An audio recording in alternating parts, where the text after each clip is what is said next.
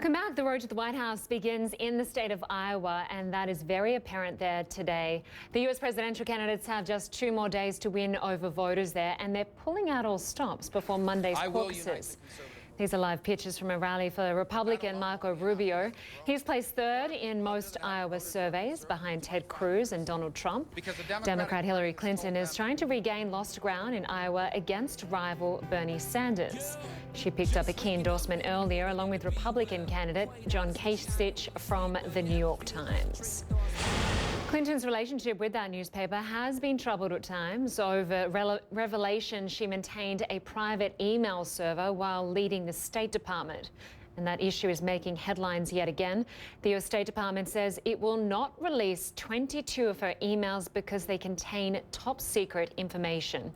The spokesman says the documents were not marked as classified when they were sent.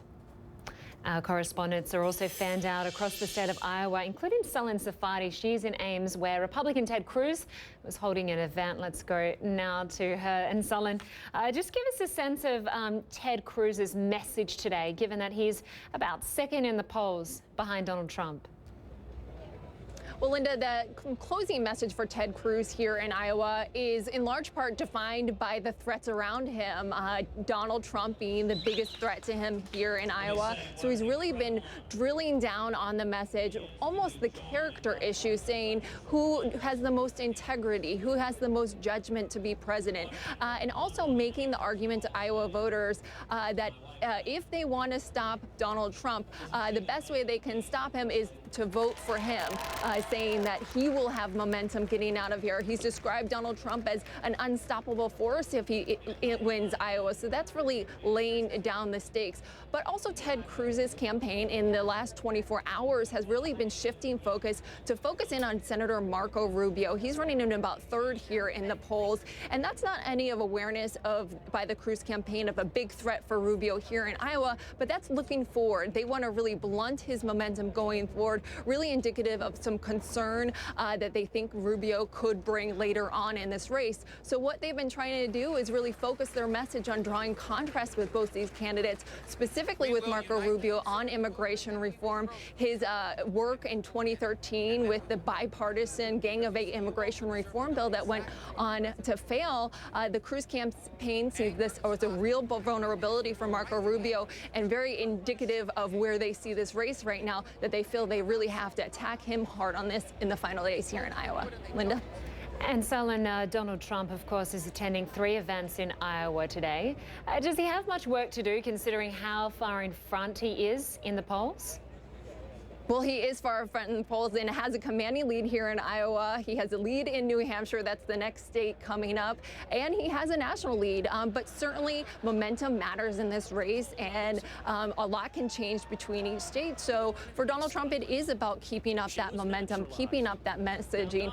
There was a big to-do here. Donald Trump boycotting the debate this week and having a whole counter-programming event of his own. He admittedly said that was a big gamble to take away time in front of Iowa voters in the last 72 hours, but it actually ended up working, so it seems, to his advantage. The next day in the newspapers here in Iowa was a big front page headline that said rough night for Ted Cruz, because he was the de facto front runner up on that debate stage. He had a lot of targets on his back. He was attacked by many of the candidates and potentially seemed to have come out bruised. We'll see Monday night when the caucus night is here, Lynda. And Sunlen, now the New York Times have come out today and have endorsed Hillary Clinton for the Democrats and John Kasich for the Republicans as their chosen candidate. What sort of weight does that carry, that endorsement from the New York Times? Well, certainly for Hillary Clinton, that is an endorsement that she will tout. Her campaign has not responded yet to that endorsement, but we anticipate that they will have a full embrace of that endorsement. But it's different for Republicans. For John Kasich, this is not necessarily a great thing for his campaign. The New York Times really seen widely as a liberal newspaper, so being connected to them, to that newspaper in any way, is really seen as kryptonite for a lot of Republicans.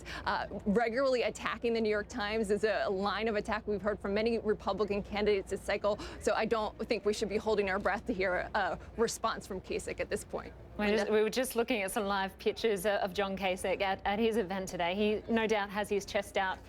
Even though Republicans might not necessarily like a New York Times endorsement, I'm sure it probably helps a bit given how far behind in the polls he has been. Sunlen, Sefaty, thank you very much for that update. We appreciate it. Thanks, Lynda. And CNN's Political Man has the US presidential race covered from the candidates' positions to their downfalls. Join John Mann as he guides you through the world's wildest and most expensive exercise in democracy. That is Saturdays at 8:30 a.m. in London, 9:30 a.m. Central European Time, only on CNN.